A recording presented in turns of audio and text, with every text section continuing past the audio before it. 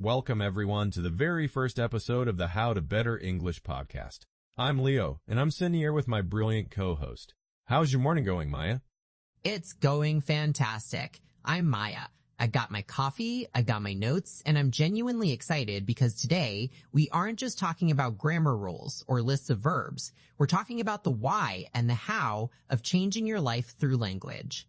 Exactly. I was thinking about this yesterday. Why is it that some students can study for 10 years and still feel afraid to order a coffee in London, while others seem to pick it up in 6 months and start chatting like locals? It's a mystery, isn't it? Or at least it feels like one. But after years of teaching and learning myself, I've realized it's rarely about talent. It's about what's happening inside the head. It's the mindset. That's going to be our core theme today.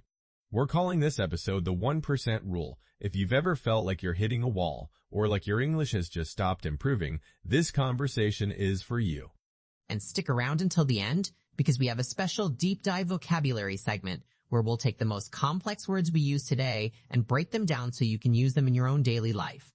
So Maya, let's start with the biggest lie in the world of education. I'm just not a language person. Have you heard that before?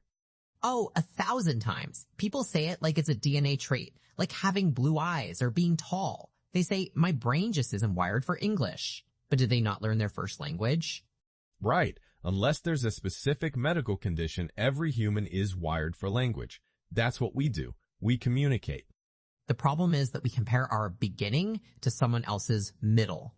You see a native speaker or a fluent peer and think, I can't do that. But you didn't see the 5 years of mistakes they made to get there. It's that fear of failure. Many people mention that fear is the #1 anchor holding people back. If you're afraid to look stupid, you'll never say the words that make you smart.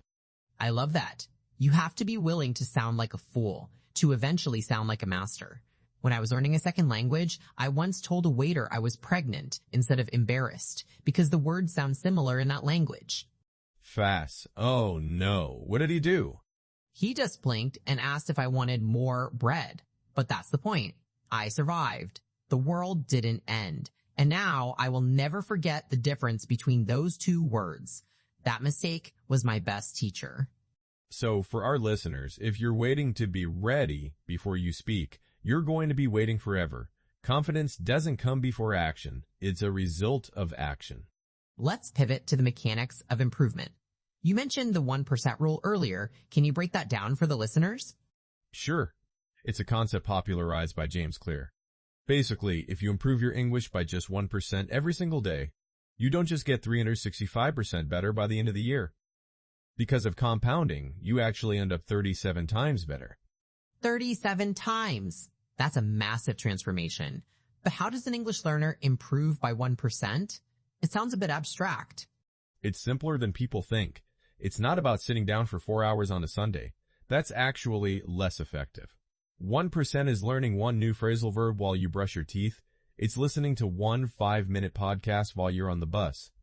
It's about consistency over intensity. I always tell my students I would much rather you study for 10 minutes every day than 70 minutes once a week. Why is that though, from a brain perspective? Because of the forgetting curve. Our brains are designed to delete information that isn't used frequently. If you see a word on Monday and don't see it again until next Monday, your brain thinks, oh, that wasn't important, and it hits the delete button. But if you see it Monday, Tuesday, and Wednesday, your brain flags it as vital information.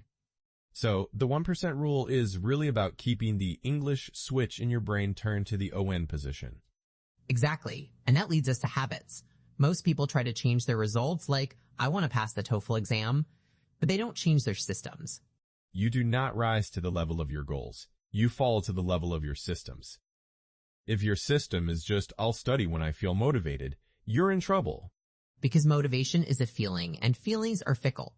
You won't feel motivated when it's raining or when you're tired after work. You need a habit that requires zero motivation. Like what? Give me a low-friction habit. Changing your phone's language settings to English. You don't need motivation to look at your phone. You do it 100 times a day anyway. Now, every time you look, you're getting 1% of exposure. I want to talk about something a bit more controversial. Environment. There's a saying that you are the average of the 5 people you spend the most time with. It's so true, and it's especially true for English learners. If your friends all complain about how hard English is, or if they tease you for trying to practice your pronunciation, you are going to struggle. I call those people anchor friends. They don't mean to be mean, but they keep you stuck in the harbor. They don't want you to sail away because then they'll be alone in the harbor. Wow, that's a deep metaphor. So how do we find sails instead of anchors? You have to curate your environment. In the digital age, this is easier than ever. Your 5 people don't have to be people you meet in person. They can be the podcasters you listen to, the YouTubers you watch, or the people in your online community. This is where exposure comes in. If you fill your ears with English-speaking mentors, their way of thinking, their growth mindset starts to rub off on you. You start to use their expressions without even trying. I've noticed that with our listeners. They'll send us messages using phrases we used in previous episodes. They didn't study those phrases, they just absorbed them because they spent time with us. And that's the power of a growth-driven community. When you're around people who are also struggling and succeeding, your own struggle feels normal. It doesn't feel like a sign that you're failing, it feels like a sign that you're working. Let's get a bit scientific for a second. Have you heard of the RAS? The reticular activating system? Is that the part of the brain that acts as a filter? Precisely. Your brain is being hit by millions of pieces of data every second. It can't process it all, so it filters for what you think is important. If you buy a red car, suddenly you see red cars everywhere on the road. They were always there, but your AS was filtering them out. So how does this apply to English? If you tell your brain, English is impossible and I'm bad at it, your AS will look for evidence to prove you right. It will highlight every time you forget a word. It will make every grammar mistake feel like a giant neon sign. But if you tell yourself, I am a person who learns something new every day, what happens? Your brain starts hunting for English. You'll be walking down the street and suddenly notice an English word on a billboard that you've walked past 1,000 times. You'll hear a lyric in a song and think, hey, I know that tense.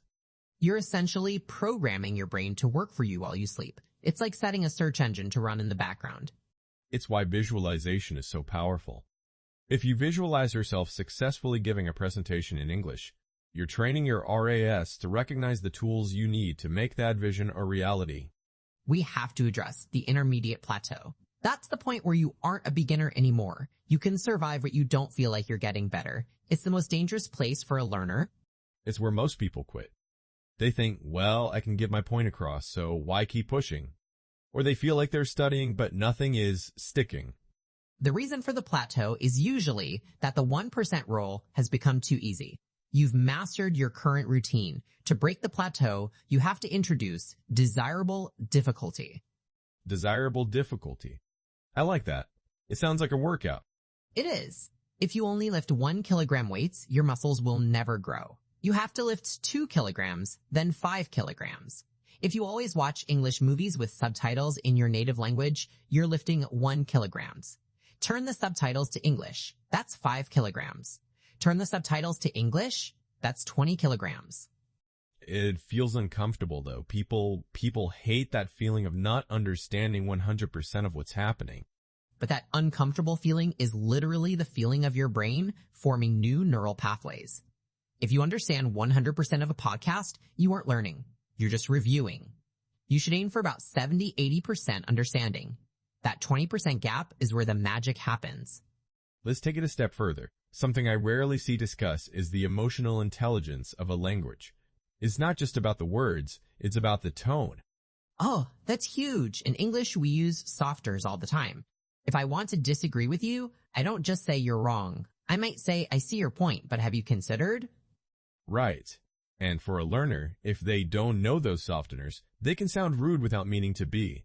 It's like they're playing a piano, but only hitting the keys as hard as possible. Exactly. That's why I recommend shadowing with a focus on emotion. Don't just repeat the words, repeat the feeling. If the speaker sounds surprised, you sound surprised. If they're being polite, mimic that soft rising intonation at the end of the sentence.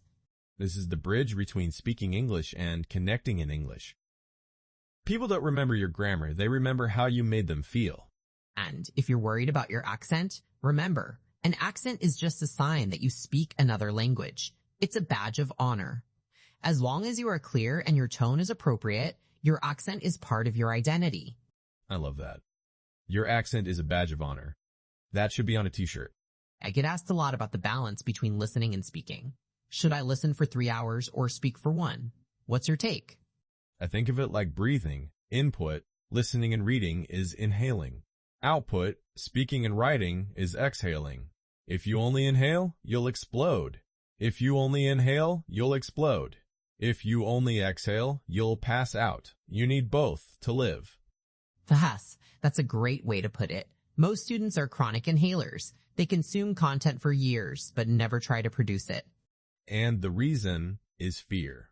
Exhaling is vulnerable. When you speak, you are exposing your mistakes to the world, but you have to exhale to make room for a better inhale. So, a practical tip. For every 30 minutes of English you consume, spend 5 minutes summarizing what you heard out loud.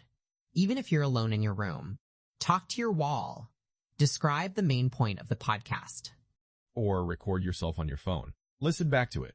It's painful at first. Nobody likes the sound of their own voice, but it is the fastest way to spot your own patterns. It really is. You'll notice, oh, I keep forgetting the S on third-person verbs. Your brain self-corrects much faster when it hears the mistake from your own mouth. All right, we've covered a massive amount of ground today. Mindset, habits, the RAS, plateaus, and even emotional intelligence. Now let's bring in our vocabulary segment. Speaker 2, let's pick 5 words or phrases from our conversation and break them down for the audience. Let's start with low friction. Friction is the resistance when two things rub together. So a low friction habit is something that is so easy to start that there is no resistance. Like putting your English book on your pillow so you have to see it before you sleep. Second one, compounding. This comes from finance. It's when your interest earns its own interest. In English, it means that the 10 words you learn today make it easier to learn 11 words tomorrow. Success builds on itself.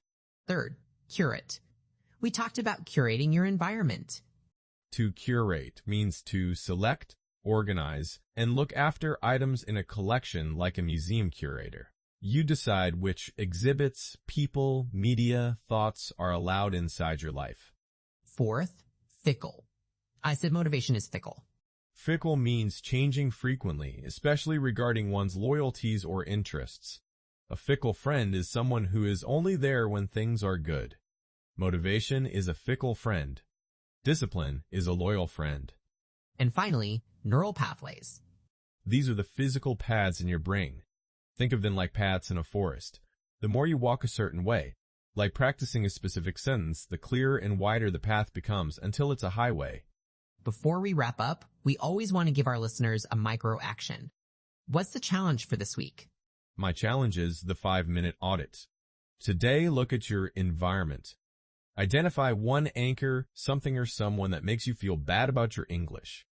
And identify one sale, a podcast, a book, or a friend that makes you feel capable. Just one of each? Yes. Then, for the next 7 days, reduce your time with the anchor by 10% and increase your time with the sale by 10%. That's your 1% improvement. I love it. It's manageable, it's scientific, and it's effective. Remember, everyone, fluency isn't a destination you reach and then stop. It's a way of living. It's a growth-driven lifestyle. Thank you for joining us for the very first episode of How to Better English. We are so honored to be part of your journey. Don't forget to check the show notes for the transcript of this episode and a list of the vocabulary we discussed today. If you found this helpful, please share it with one friend who is also on their English journey. Let's build a community of sales. Until next time, keep practicing, keep failing, and keep growing. Bye, everyone. See you in the next episode.